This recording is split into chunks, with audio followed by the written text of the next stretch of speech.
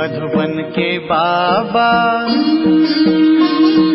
मधुबन के बाबा मुरली वाले, आपका क्या कहना, आपका क्या कहना। ओम शांति। आज 17 जुलाई 2026 के साकार मधुर महावाक्य हैं। आज मीठे मीठे बाप दादा बोले, मीठे बच्चे, ये भारत भूमि निराकार बाप की जन्म भूमि है। यहाँ ही बाप आते हैं तुम्हें राजयोग सिखलाकर राजाई देने, तुम्हारी सेवा करने। बाबा ने कहा, मीठे बच्चे, ये भारत भूमि निराकार बाप की जन्म भूमि है। यहाँ ही बाप आते हैं तुम्हें राजयोग सिखलाकर राजाई देने, तुम्हारी सेवा करने। बाबा ने आज प्रश्न पूछा कि शिव बाबा अपने हर एक बच्चे से कौन सी प्रतिज्ञा कराते हैं। उत्तर में बाबा ने कहा, मीठे बच्चे, प्रतिज्ञा करो कि बाबा हम कोई भी विकर्म नहीं करेंगे। 5 विकारों का हम दान देते हैं। अंदर में डर रहना चाहिए कि अगर हम दान देकर फिर वापस लेंगे तो बहुत पाप बन जाएगा, जिसकी कड़ी सज़ा खानी पड़ेगी। हरिश्चंद्र की कहानी भी इसी पर बनी हुई है। ओम शांति। यह बच्चों की है गॉडली स्टूडेंट लाइफ। बच्चे जानते हैं कि हम उनके पास आए हैं, वही कल्प कल्प भारतवासी बच्चों को आकर राज्य भाग्य देते हैं। भारत में ही आते हैं ना, तो यह भारत भूमि है। अपनी भूमि पर बहुत प्यार रिगार्ड होता है। जैसे कोई विलायत का बड़ा आदमी यहाँ मरता है तो उनको विलायत ले जाते हैं, अथवा यहाँ का कोई बड़ा आदमी विलायत में मरता है तो उनको यहाँ ले आते हैं। अपनी भूमि का मान रखते हैं। भारत को कहा जाता है भगवान की जन्मभूमि। यह भी जानते हो, जिसको भगवान अथवा अल्लाह परमात्मा कहते हैं, उनके सामने अभी तुम बैठे हो। नाम तो ज़रूर चाहिए ना। अल्लाह कहते हैं तो भी लिंग की पूजा करते हैं।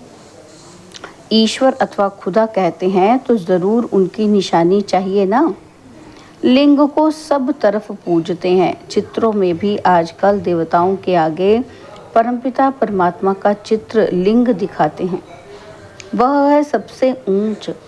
उनको अपना शरीर नहीं है, इसलिए निराकार कहा जाता है, साकार नहीं है। अभी तुम बच्चे जानते हो कि हम उनके सामने कल्प कल्प हाजिर होते हैं शिक्षा लेने के लिए। भगवानुवाच है तो ज़रूर राजयोग सिखलाते होंगे। स्टूडेंट को राजयोग सिखाया था और वह राजा रानी बने थे। लड़ाई आदि की तो बात है नहीं। इन लक्ष्मी नारायण आदि ने लड़ाई से थोड़ी बादशाही पाई, बिल्कुल नहीं। दुनिया बिल्कुल नहीं जानती कि इन्होंने सतयुग में राज्य कैसे पाया। अभी तुम बच्चे समझते हो कि हम बाप से राज्य ले रहे हैं, हम उनके सम्मुख बैठे हैं। वही बाबा है, श्री कृष्ण नहीं। श्री कृष्ण तो छोटा बच्चा है, वह है रचना। अभी बरोबर श्री कृष्ण अपना पद ले रहे हैं, जो फिर भविष्य में श्री कृष्ण कहलाएंगे। यह है सारी पढ़ाई की बात। तुम जानते हो, बाबा हमको राजयोग सिखलाते हैं। जैसे मनुष्य को बैरिस्टर, इंजीनियर आदि बनाते हैं तो मनुष्य ना। तुम समझते हो हम भी मनुष्य हैं, परंतु हम पतित हैं। अभी बाप पावन भी बनाते हैं और हमें वर्षा भी देते हैं। पावन दुनिया तो नई दुनिया ही होगी। नई दुनिया में है ही राजाई। अभी तुम बाप के सम्मुख बैठे हो। जैसे लौकिक बाप बच्चों को प्यार से बैठ समझाते हैं, यह है पारलौकिक विचित्र बाप, जिसके लिए तुम गाते आए हो, त्वमेव माता च पिता। इस समय तुम जानते हो कि यह अपना पाठ बजाते हैं। जो भक्ति मार्ग में हम गायन करते हैं, तुम कहते हो हम शिव बाबा के पास आए हैं। चिट्ठी भी लिखते हो, शिव बाबा केयर ऑफ ब्रह्मा। कोई को तुम पोस्ट दिखाओ तो वंडर खाएंगे, शिव बाबा केयर ऑफ ब्रह्मा। ऐसा तो कभी सुना नहीं है। शिव बाबा ब्रह्मा में आकर विष्णुपुरी की स्थापना कर रहे हैं, सामने खड़े हैं। ऊपर में है शिव बाबा। शिव बाबा ने ब्रह्मा द्वारा स्थापना की थी, अब फिर से कर रहे हैं। यह है प्रवृत्ति मार्ग। राज विद्या में भी बैरिस्टर पढ़ाते हैं, तो मेल फीमेल दोनों पढ़ते हैं। फीमेल भी जज, बैरिस्टर, डॉक्टर आदि बनती है। यह भी प्रवृत्ति मार्ग है। सन्यासियों का है निवृत्ति मार्ग, वह अलग है। तो यह भी बाबा ने समझाया है। शंकराचार्य अगर नहीं आता तो पवित्रता का अंश नहीं रहता। भारत बिल्कुल ही जल मरता, यह नूंद है भारत को थमाने के लिए। भारत बहुत पवित्र था, अब अपवित्र बना है। अभी भारत कितना कंगाल है। कहते हैं सोने की लंका समुद्र के नीचे चली गई। अब लंका तो सोने की हो नहीं सकती। यह सब कहानियां बैठ लिखी हैं जिससे फायदा कुछ भी नहीं। तुम बच्चे जानते हो कि बरोबर बाबा हमको बिल्कुल सहज याद के बल से कितना ऊंच बनाते हैं। बाप प्रतिज्ञा करते हैं कि अगर निरंतर याद करने का पुरुषार्थ करेंगे तो विकर्म विनाश हो जाएंगे। भक्ति मार्ग में भी याद करने का पुरुषार्थ किया है ना। क्यों याद करते हैं? कि हमको साक्षात्कार हो। ऐसे नहीं कि याद करते हैं कि कृष्णपुरी में हमको बादशाही मिल जाए या हम नर से नारायण बन जाएं। नहीं, तुमको भी ये आश नहीं थी कि हम मनुष्य से देवता बने। गाते भी हैं मनुष्य से देवता किए। और तुम देखते हो कि बरोबर कलयुग के बाद सतयुग आएगा। कलयुग में इतने मनुष्य हैं, सतयुग में एक धर्म होगा। अभी तुमको आत्मा और परमात्मा का भी ज्ञान मिला है। दुनिया में एक भी मनुष्य नहीं जिसको आत्मा का ज्ञान हो। आत्मा में 84 जन्मों का पाठ कैसे नूंदा हुआ है ये कोई नहीं जानते। ये अक्षर भी कभी कोई से नहीं सुने हैं। बाप तो है ज्ञान का सागर, पतित पावन निराकार। तुम जानते हो कि हमारी आत्मा अब पाप आत्मा से पुण्य आत्मा बन रही है। सत्युग में तो है सब पुण्य आत्माएं और यहाँ है पाप आत्माएं। ऐसे नहीं कि बहुत दान पुण्य करने वालों को पुण्य आत्मा कहा जाता है। पुण्य आत्मा होते ही हैं सत्युग में। यहाँ जो मनुष्य दान पुण्य करते हैं उनको पुण्य आत्मा समझते हैं और वहाँ तुमको दान पुण्य आदि करने की दरकार नहीं रहती। वहाँ गरीब कोई होता ही नहीं। तुम वहाँ सदैव के लिए पुण्य आत्मा हो ही। तुम तन मन धन सब बेहद के बाप अर्थ देते हो जिसको बलिहार जाना कहा जाता है। बाप कहते हैं पहले मैं बलिहार जाता हूँ कि तुम? बाबा कहते हैं पहले तुम बलिहार जाते हो, तब फिर 21 जन्मों के लिए बलिहारी मिलेगी। यह बातें अभी तुम अच्छी रीति समझते हो, डायरेक्ट सुनते हो। घर में रहते हो तो वहाँ मुरली आती है, दूर से सुनते हो। अभी तो बाप के सम्मुख बैठे हो। बाप कहते हैं बच्चों मैं तुम्हारा बाप भी हूँ। यहाँ अंधश्रद्धा की कोई बात नहीं। बाप भी है, टीचर भी है और बाप का बनने से वह शिक्षा देते हैं। तुम्हारी बुद्धि में अब सारा ज्ञान है। 84 का चक्र भी तुमको समझाया जाता है। जो 84 जन्म लेने वाले नहीं होंगे वह समझेंगे ही नहीं। तुम समझते हो बरोबर हम 84 का चक्र लगाकर अब वापस जाते हैं। बाप कहते हैं तुम आत्मा अशरीरी आई थी, फिर अशरीरी होकर वापस जाना है। तुम पवित्र आत्माएं होकर जाती हो। पवित्र बनने के लिए तुम पुरुषार्थ कर रहे हो। योग बल अर्थात याद बल से तुम पवित्र बन जाएंगे। योग अक्षर शास्त्रों का है, राइट अक्षर है याद। स्त्री को पति की अथवा पुरुष को पत्नी की याद रहती है ना। योग का अर्थ ही है याद। बाप भी कहते हैं माम एकम याद करो और संग बुद्धि योग तोड़, मुझ अपने बाप के साथ बुद्धि योग जोड़ो। याद करो, जितना याद करेंगे उतना तुम्हारे विकर्म विनाश होंगे। बरोबर भारत को कल्प कल्प वर्षा मिलता है। शिव जयंती भी मशहूर है। जैसे बुद्ध क्राइस्ट आदि की जयंती है वैसे निराकार शिव की जयंती है। वह ऊंच ते ऊंच हो गया। कृष्ण जयंती भी मशहूर है, परंतु वह क्या करते हैं ये किसी को भी पता नहीं है। श्री कृष्ण सत्युग का प्रिंस था, ज़रूर उनको कोई ने ऐसा कर्म सिखाया होगा जो सत्युग का प्रिंस बना है। छोटा बच्चा तो पवित्र ही है, वहाँ विकार की बात नहीं होती। बच्चा शुद्ध रहता है। भगवान तो एक ही निराकार है, गॉड इज वन, बाकी सारी है रचना। रचना से कभी रचना को वर्षा नहीं मिल सकता। वर्षा बाप से मिलेगा। भाई को भाई से वर्षा नहीं मिल सकता। तुम सब भाई भाई हो, ब्रदरहुड कहते हैं ना। बाप तो एक ही है, वर्षा बाप से मिलेगा। सर्व भाइयों का सदगति दाता एक बाप है। सभी आत्माओं को बाप से वर्षा मिल रहा है। बाप कहते हैं मैं आत्माओं को आकर पढ़ाता हूँ, आत्माओं को सदगति देता हूँ। बाप बैठ राजयोग सिखलाते हैं। इस पढ़ाई का पद तुमको यहाँ नहीं पाना है। वह बैरिस्टर आदि इस जन्म में बनते हैं और फिर दूसरा जन्म लेकर फिर से पढ़ेंगे। तुम जानते हो कि इस पढ़ाई से हम 21 जन्म के लिए प्रारब्ध पाते हैं। वहाँ सतयुग में डॉक्टर आदि कोई होते नहीं, वहाँ बीमारी ही नहीं होती। वहाँ तुम गर्भ महल में रहते हो और वहाँ गर्भ जेल में रहते हो और यहाँ गर्भ जेल में रहते हो।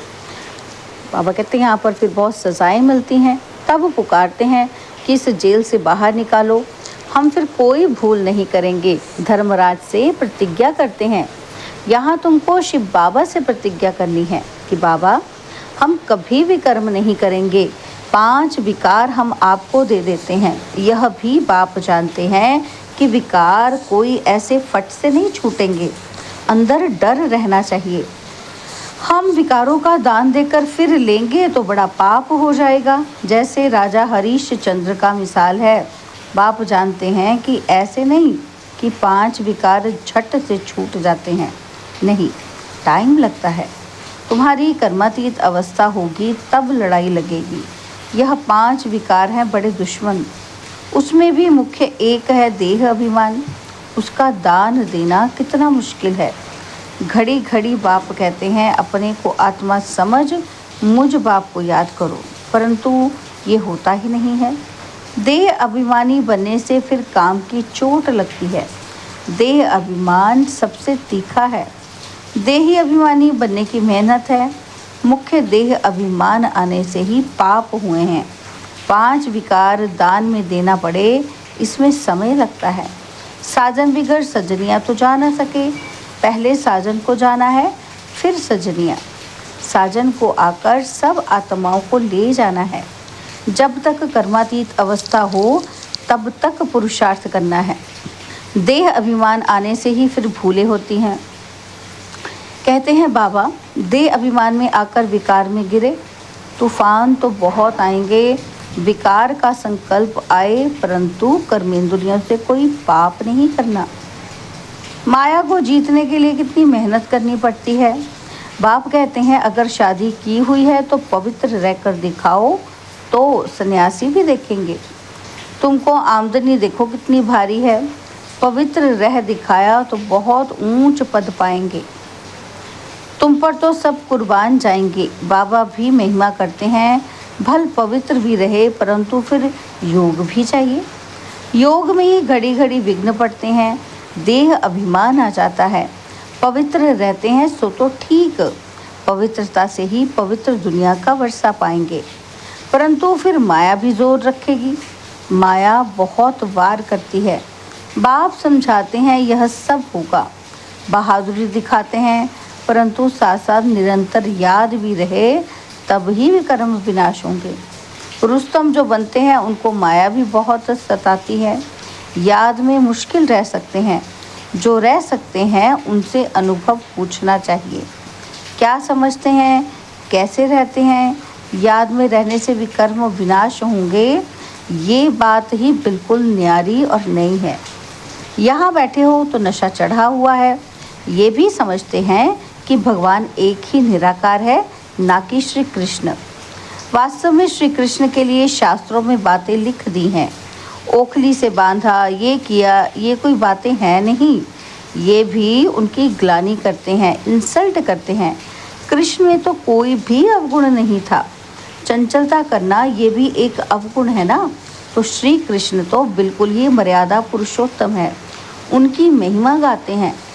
क्या गाते हैं? सर्वगुण संपन्न। तो गाया जाता है गुरु ब्रह्मा गुरु विष्णु। बोलो गुरु तो हमारा है नहीं। हम इनको ना तो गुरु ना ईश्वर मानते हैं। पतित पावन तो एक ही निराकार है ना, तो साकार गुरु कोई पतित पावन हो ना सके। इस समय तुम परमपिता परमात्मा की सारी जीवन कहानी को जानते हो। 5000 वर्ष में शिव बाबा का क्या पाठ बजता है ये तुम जानते हो बाप द्वारा। नॉलेजफुल तो बाप है ना, सुख शांति आनंद का सागर, ये महिमा उसकी है। बाप के पास खजाना है तो ज़रूर बच्चों को भी देते होंगे ना। अच्छा, मीठे मीठे सिकिलते बच्चों प्रति माता पिता बाप दादा का याद प्यार और गुड मॉर्निंग। रूहानी बाप की रूहानी बच्चों को नमस्ते। हम रूहानी बच्चों की रूहानी बाप दादाजी को दिलवा जान सिकवा प्रेम से नमस्ते। ओम शांति। प्यारे बाबा, मीठे बाबा, मेरे बाबा, शुक्रिया बाबा, शुक्रिया बाबा, शुक्रिया। धारणा के लिए मुख्य सार है। पहला पॉइंट है, कर्मातीत अवस्था को प्राप्त करने के लिए इन कर्मेंद्रियों से कोई भी भूल नहीं करनी है। पवित्र रहने के साथ साथ याद में भी मजबूत होना है। सेकंड पॉइंट है, सदा पुण्य आत्मा बनने के लिए तन मन धन से बाप पर बलिहार जाना है। एक बार बलिहार जाने से 21 जन्म के लिए पुण्य आत्मा बन जाएंगे। बाबा ने आज हमें वरदान दिया, सहयोग को नेचर और नेचुरल बनाने वाले हर सब्जेक्ट में परफेक्ट भव। सहज योग को नेचर और नेचुरल बनाने वाले हर सब्जेक्ट में परफेक्ट भव। जैसे बाप के बच्चे हो, इसमें कोई परसेंटेज नहीं है। ऐसे निरंतर सहयोगी व योगी बनने की स्टेज में अब परसेंटेज खत्म होनी चाहिए, नेचुरल और नेचर हो जानी चाहिए। जैसे कोई की विशेष नेचर होती है तो उस नेचर के वश ना चाहते भी चलते रहते हैं, ऐसे ये भी नेचर बन जाए। क्या करूं, कैसे योग लगाऊं, ये बातें खत्म हो जाए तो हर सब्जेक्ट में परफेक्ट बन जाएंगे। परफेक्ट अर्थात इफेक्ट और डिफेक्ट से परे। स्लोगन, सहन करना है तो खुशी से करो, मजबूरी से नहीं। सहन करना है तो खुशी से करो, मजबूरी से नहीं। तो बाबा के व्यक्त इशारे हैं, ज्वाला स्वरूप स्थिति में रह शक्तिशाली याद का अनुभव करो। बाबा कहते हैं, पावरफुल योग अर्थात लगन की अग्नि, ज्वाला रूप की याद ही भ्रष्टाचार अत्याचार की अग्नि को समाप्त करेगी और सर्व आत्माओं को सहयोग देगी। इससे ही बेहद की वैराग्य वृत्ति प्रज्वलित होगी। याद की अग्नि एक तरफ उस अग्नि को समाप्त करेगी और दूसरी तरफ आत्माओं को परमात्मा संदेश की शीतल स्वरूप की अनुभूति कराएगी। क्या करेगी याद की अग्नि? एक तो उस अग्नि को समाप्त करेगी, ठीक है, और दूसरा परमात्मा संदेश देगा अन्य आत्माओं को और उनको शीतल स्वरूप की अनुभूति कराएगी। इससे ही आत्माएं पापों की आग से मुक्त हो सकेंगी। अच्छा, ओम शांति।